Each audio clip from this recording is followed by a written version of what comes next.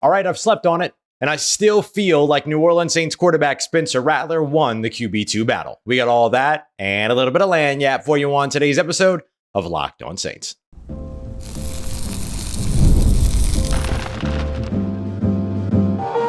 You are Locked On Saints, your daily New Orleans Saints podcast. Part of the Locked On Podcast Network, your team every day. What is good, Who Dat Nation and Who Dat family? I am your host, your friend, Ross Jackson, New Orleans native, your New Orleans Saints expert and credentialed member of the media covering those New Orleans Saints as a Saints beat writer over at LouisianaSports.net and Saints analyst at WWL TV here in New Orleans. We appreciate you very much for being here. On today's episode, we're going to take a look back. It's been a little bit of time. Got to kind of get through a little bit more measured look at the Saints' preseason loss to the Tennessee Titans. I don't really care about the final score there. I care more about what it is that we learned. So take a look at Trevor Penning. Actually, I won't even ask the question. I'll just tell you, the performance was not very convincing, in my opinion. But he still got the support from his head coach, Dennis Allen. What does this all mean when it comes to right tackle? And we'll look at a couple of other position battles as well. Take a look at the run game. It was really good against San Francisco last week, even better against the Tennessee Titans just yesterday. Break down why, what you haven't seen yet, what can be next, all that when it comes to the run game. We're going to kick everything off with a little bit of a morning after here, right? You mentioned we got a little bit of opportunity, take a more measured approach, get past all the hype, all the excitement, and think, did Spencer Rattler really win the QB2 battle? I'm going to explain to you why the answer is yes. We appreciate you very much. As always, bringing Locked On Saints, your first listen of the day every day. For being every day, you're here on the show, which is a proud part of the Locked On Podcast Network, your team every day. Today's episode brought to you by friends over at FanDuel. Right now, all customers can put $5 down and get a 3-week free trial of NFL Sunday Ticket on YouTube TV. Make sure you go check it out today at FanDuel.com/locked-on to get started. Yes. The answer is yes. I still feel and still believe that Spencer Rattler did enough and has done enough, not just in yesterday's game, although yesterday's game is a big part of it, but looking back to the first preseason game, looking at where things had been over the course of training camp, I still feel like Spencer Rattler did enough to win the QB2 job in terms of being the guy that goes in for the action if Derek Carr needs to miss snaps. Now, I also understand that you can make decisions based upon what kind of defense you're going up against. Maybe Jake Haener feels like a better fit against some defenses, while Spencer Rattler feels like a better fit against others. Sure, fine, whatever, fine, all good. But for me, who's going to get the bulk of snaps in practice? Who's going to get the opportunity to work closely with the starting quarterback, with the head coach, with the offensive coordinator? If you want to develop Spencer Rattler, that's a really good way to do it. That's a really good way to do it so that his development doesn't go from training camp to training camp to training camp, and instead goes training camp, working in practice all season, training camp, working in practice all season, until eventually maybe this team turns things over to him, or they learn something about Jake Haener in that time. They turn it over to Jake, or they bring somebody else in. Whatever ends up happening, we don't know the future for this team. But as of right now, yeah, I still feel very much like it should be Spencer Rattler. And just to kind of like try to be fair about this, I wanted to do a little bit of a blind test on today's show. So I went and grabbed some more, not really intricate. They're still pretty surface level. They're recognizable stats, but they're not like passing yards and passing touchdowns and all this other stuff. But I wanted to go and grab some that we could look at sort of from an A/B test kind of a situation. So here's what I've got. Player A, we're going to look at player A and player B in this situation. We'll go player A, adjusted completion percentage, turnover-worthy passes, passer rating, as well as drop percentage, because both quarterbacks experience the same number of drops. So the percentage is the bigger piece. So player A, get your pens ready, has a 69.7% adjusted completion percentage. So this takes out non-aimed throws like throwaways, and then compensates as well for drops, passes that should have been caught. So a near 70% adjusted completion percentage, only one turnover-worthy pass, a 76.9 passer rating, and a 13.13% drop percentage. Let's compare that to player B. Player B had a 65.9 adjusted completion percentage. Again, exact same metrics. 3 turnover-worthy passes, a 74.8 passer rating, and a 11.1 drop rate. Again, same amount of drops, 3. These are all numbers according to Pro Football Focus. So when you have to pick between player A and player B, who do you go for in this case? See, it's pretty likely you're going to go player A. better adjusted completion percentage, which means more on target throws. Higher drop percentage, which means his completion percentage was more impacted by receivers not catching passes on a per catch basis. A higher passer rating, fewer turnover worthy passes. And I'll tell you what that quarterback also did. That quarterback also led the most touchdown drives. Simple. 4 touchdown drives. Player A, unsurprisingly, Spencer Rattler. Player B, Jake Haener. If you chose player B as yours, fine. All good. I don't think there's really a bad choice for a backup quarterback situation because ideally they never hit the field anyway. But if I'm looking at the guy that I want to put out there and maybe just give the opportunity to and figure out, okay, what you got, I'm willing to bet on the tools. I'm willing to bet on the better tools that it feels like Spencer Rattler has. So I look at the fact that not only were those numbers reflective of Spencer Rattler having this sort of the better overall, if you kind of do it from like a box score watching part, but we don't just do box score scouting here. But we also look at the fact that, he led 4 touchdown drives. Jake Haener did not lead a touchdown drive. And then Derek Carr led 1 touchdown drive. Now, Jake Haener led 3 field goal drives. Same thing that Spencer Rattler did. 3 field goal drives. Is that Spencer Rattler has the bonus, I guess, or the boost, if you will, of having led those touchdown drives. And we're not just talking about touchdown drives that he led, but touchdowns that he converted, right? A scramble, 4 yards for his own touchdown in his opening drive, or not his opening drive, but in his end of half drive or end of game drive, is the game winning drive up against Arizona in the first preseason game.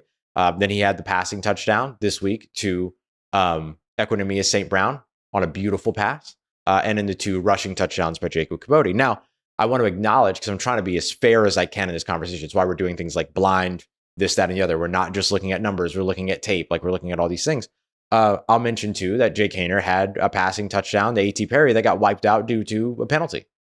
One of 2 touchdowns that were negated because of penalties for the New Orleans Saints in that game against the Tennessee Titans. So even if we were to give Jake Haener that touchdown, we're still talking 1 touchdown drive to 4 touchdown drives. That one number is still bigger than the other. You know what I mean? So just trying to look at it as fairly as I can, because I get the idea of people maybe being like loyal to one or the other. I know there's some like Fresno State fans and Fresno State, grads and stuff like that want to see Jake Haener get that opportunity as a Fresno State guy. Good, go off, great, awesome. Like, support your dude, 100%. Not mad at that at all. But I think for the Saints, like they can't go by loyalism. They have to go by the guy that's going to give them the best opportunity to win football games if they miss out on Derek Carr for a game due to injury or whatever it might be.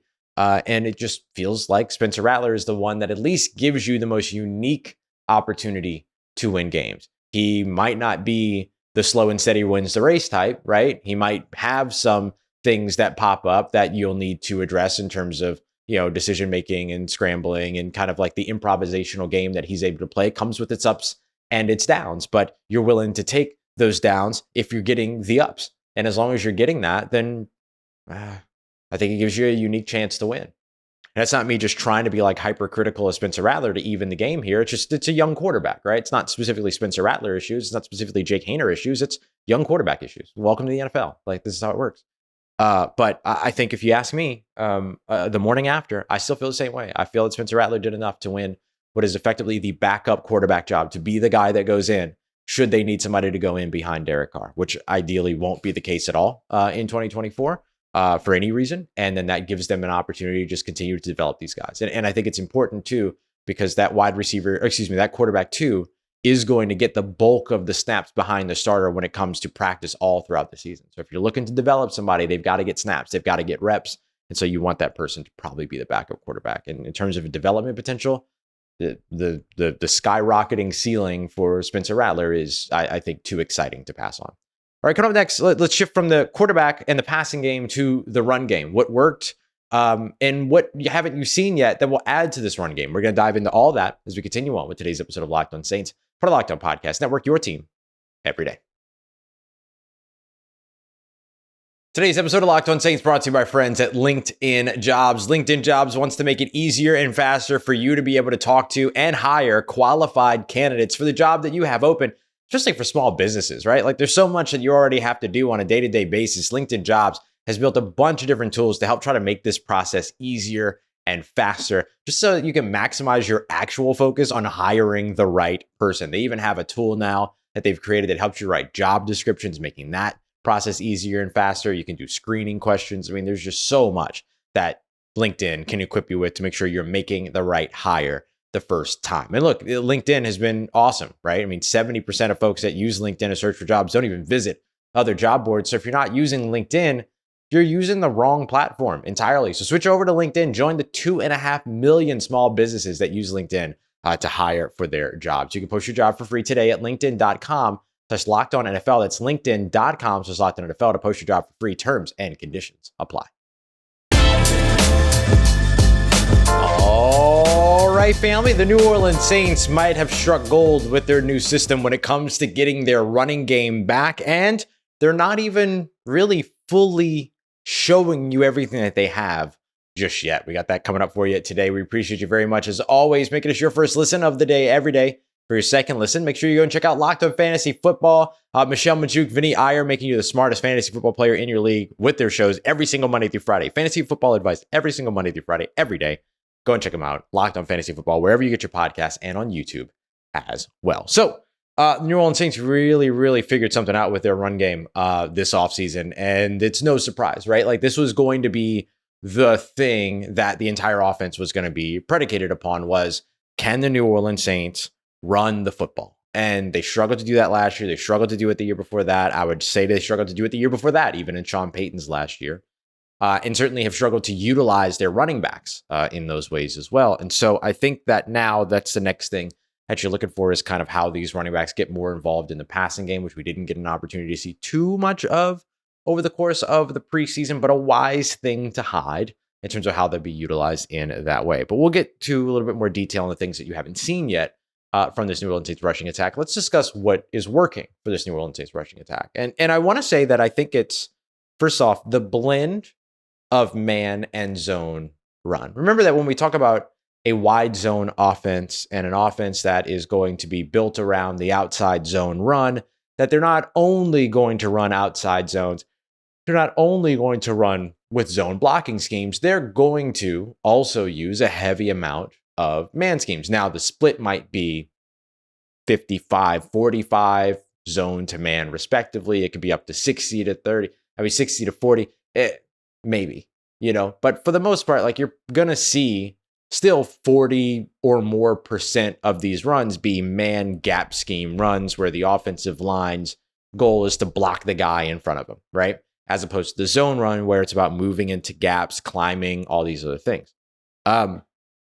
And I think what we saw that worked up against Tennessee was sort of the blend of man and zone run. I mean, think about the 2 touchdowns that Jacob Kidobi ran. Now, they're different situations, so I want to acknowledge that, of course, but I mean, they're, red zone runs, and the ability to be able to catch the corner on the first one for the 11-yard rushing touchdown, which was on an outside zone run where Jacob Kidobi was able to get to the outside, great blocking up ahead of him, offensive line moving well, climbing to the next levels, all that stuff.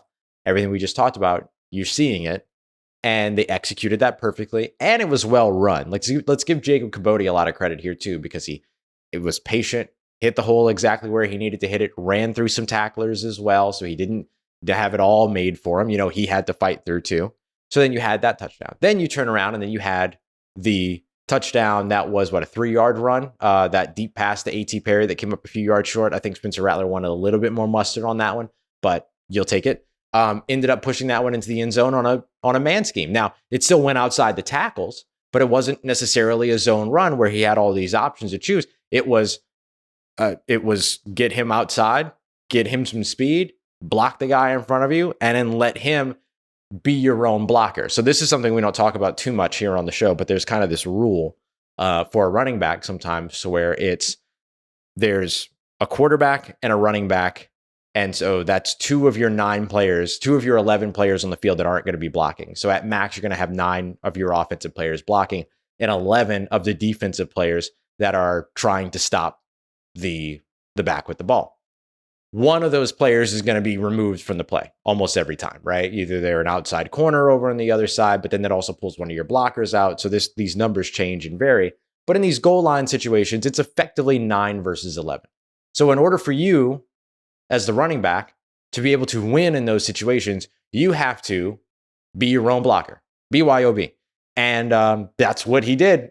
And by be your own blocker, it means basically you have to win against this one-on-one and everything. And that's what Jacob Kidobi did. Lowered the shoulder, busted into the end zone, all that, and got to the point to where it was, this big, great thing. And you saw it both from the man scheme, you saw it from the zone scheme, and then you saw a mix of both that ended up creating success in either, if that makes sense. So that was good to see.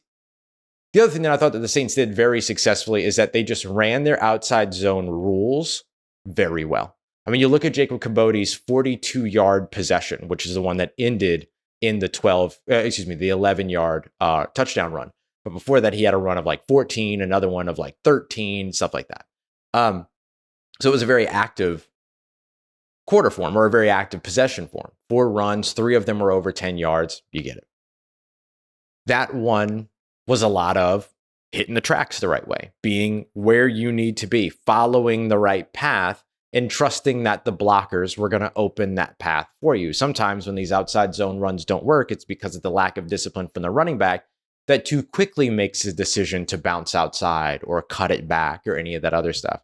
And instead, Kidobi showed a lot of patience, ran his track, trusted that the gap was going to be there, and then fired through once he got those opportunities. And you saw him use a little bit of that burst that he brings to his game in those situations as well. So a lot of it also is just good execution. And so a pat on the back there, because what that shows you is that if your undrafted free agent rookie, Jacob Kidobi, is doing this correctly, your second-year running back that was a UDFA and Jordan Mims is doing this properly, your late free agency addition at the end of last year, James Robinson, is doing this properly. We talk all the time about how like this team's success is going to be kind of dictated by whether or not they're able to get the new system under their feet, right? Can they get it under their belts? Can they get it where it needs to be and be comfortable with it?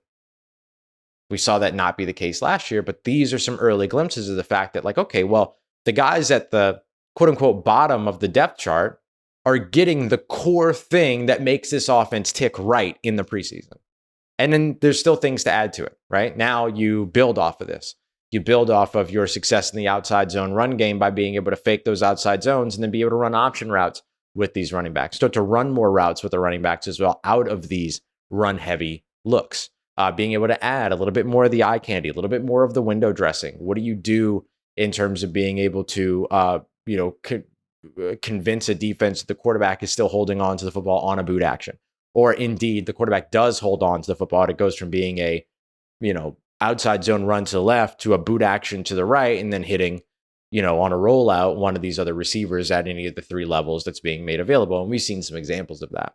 But there are ways that this outside zone run game that's working really goes to benefit and continue to build off of some things that like you haven't gotten to see yet outside of when it comes to training camp. And the main thing for me, as I mentioned, is going to be getting those running backs involved in the passing game.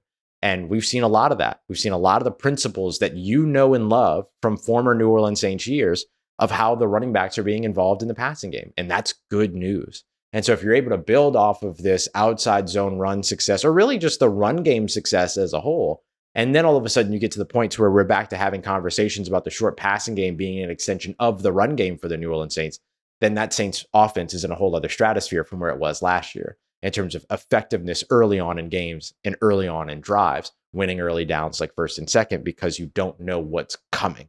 And that's got to be a big part of what you're looking to continue to build on if you're Clint Kubiak and the New Orleans Saints, specifically looking over at their offense. All right, coming up next, let's take a look at a couple different position battles. I'm going to tell you why Trevor Penning just did not convince me with his Tennessee Titans performance. We got that coming up for you next as we continue on with today's episode of Locked On Saints, part of Locked On Podcast Network, your team every day. Today's episode of Locked On Saints is brought to you by friends over at FanDuel, America's #1 sportsbook. And right now they have an awesome offer. Before I get to the offer, let me tell you about all the things you can find over at FanDuel. They have a whole Saints tab, or at least they do. Maybe it's just because I'm here in Louisiana, I'm not sure.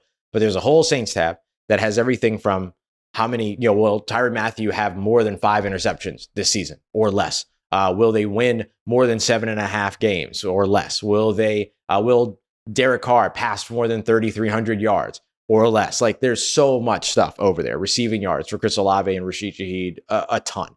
So go and check them out today over at FanDuel.com/lockedon. Because when you head to that URL, it's also going to get you more information on this very exciting offer from FanDuel. Right now, all customers can put $5 down.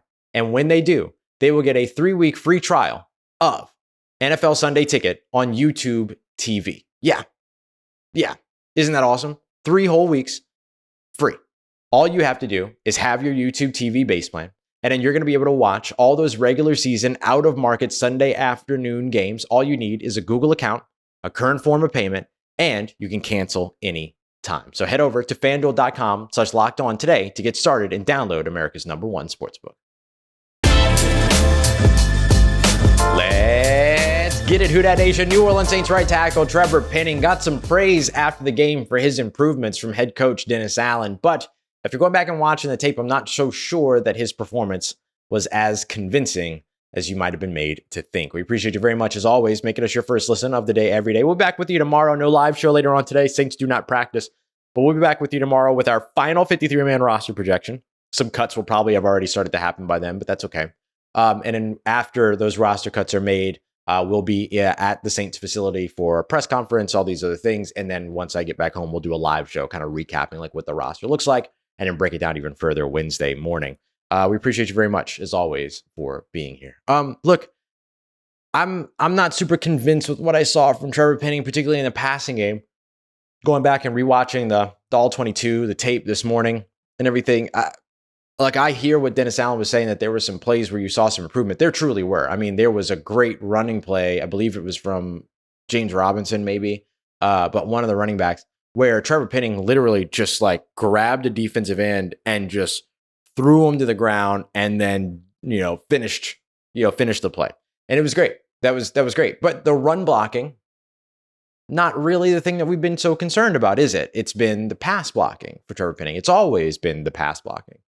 And I saw more of him getting beat inside, getting beat outside, not being able to hold off blockers, getting pushed back and driven backwards and all these other things. It's just, I don't see yet.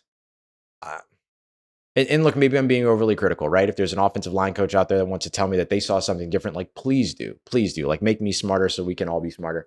But I don't feel convinced at this point. It's just not something at this time that, from what I've seen through these 3 preseason games, to where you can say, okay, I'm confident in Trevor Penning as the starting right tackle for the New Orleans Saints offense.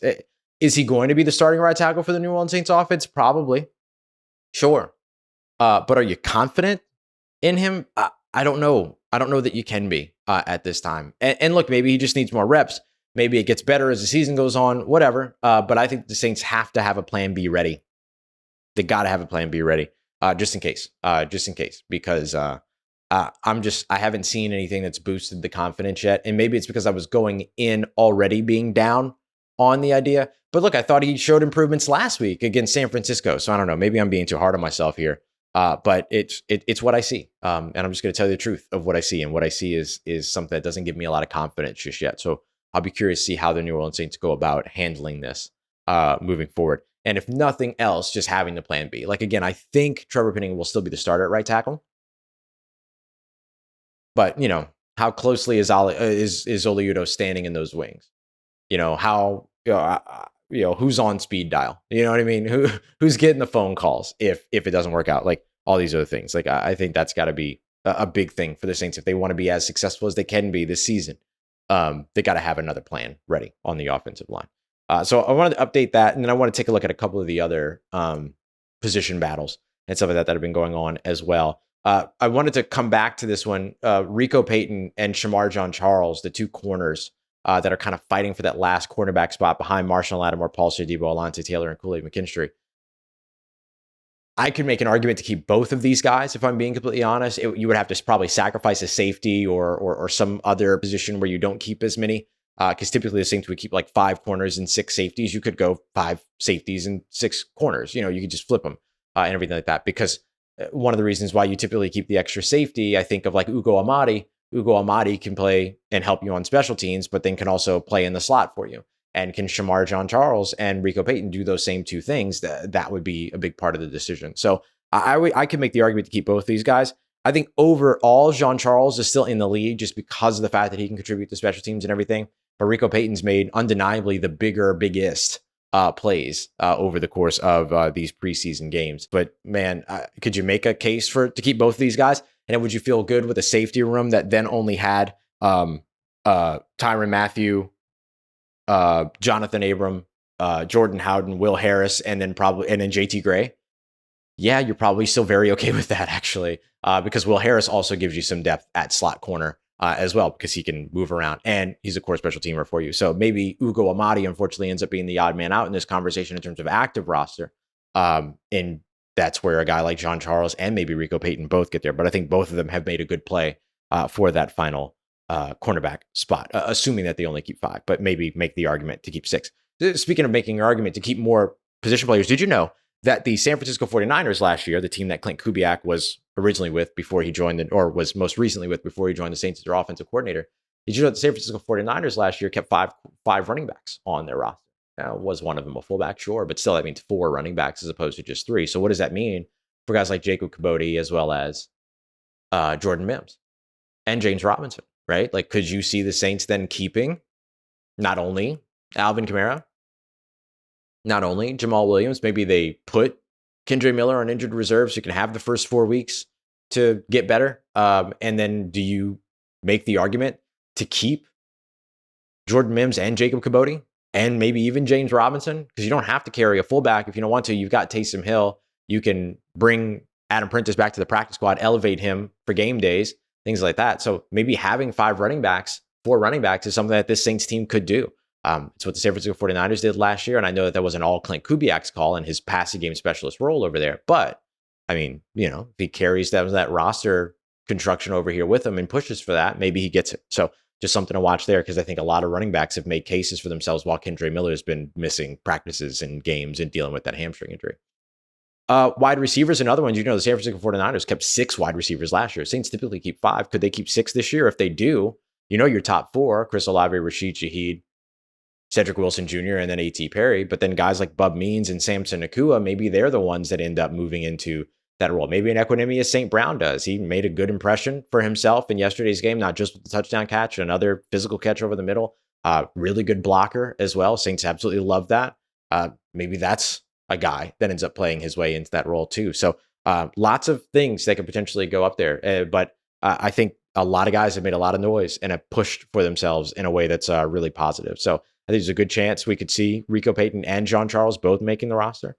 I think Bub Means makes the roster as the 5th wide receiver, but I don't think that Samson Nakua and Equanimeous St. Brown are too far outside of the realms of conversation if they decide to keep the 6th as well. And then both will be of value on their practice squad as well. So yeah, that's where I see some of these position battles going. I think Blake Grupe's won your kicker battle. The punter battle, I mean, I'm not going to be surprised one way or another on that one. Lou Headley gives them somebody that they're comfortable with and familiar with. Matthew Hayball, I think, gives you a bigger leg. And you got to figure out which one of those you want. You want consistency or you want the boom. And you got to figure out which one of those you need. So, and Headley did not have a particularly strong showing in that Tennessee Titans game either. So I don't know if he helped his case in that game. So we'll see. All right, y'all. That updates it all. Morning after gives us an opportunity to kind of chill out, let the hype pass, and look at things from a more measured approach. But I think that the hype and the measure kind of match up in all these conversations today. So that's the way I look at it. All right, y'all. We appreciate you very much. As always, make it your first listen of the day every day. Don't forget to go check out Locked On Pelicans and Locked On LSU next, along with Locked On Fantasy Football. We appreciate you very much. As always, make it a part of your day, part of your routine for saying yes to me on the show. As always, if you see me, please say hi. And if you need anything else around your New Orleans Saints in between these episodes, make sure you follow me on your favorite social media at Ross Jackson, NOLA. Hit me up. Let me know what our family's doing. Let me know how you living. Let me know how you momming them. And trust Who Dat Nation, I'll holla at you.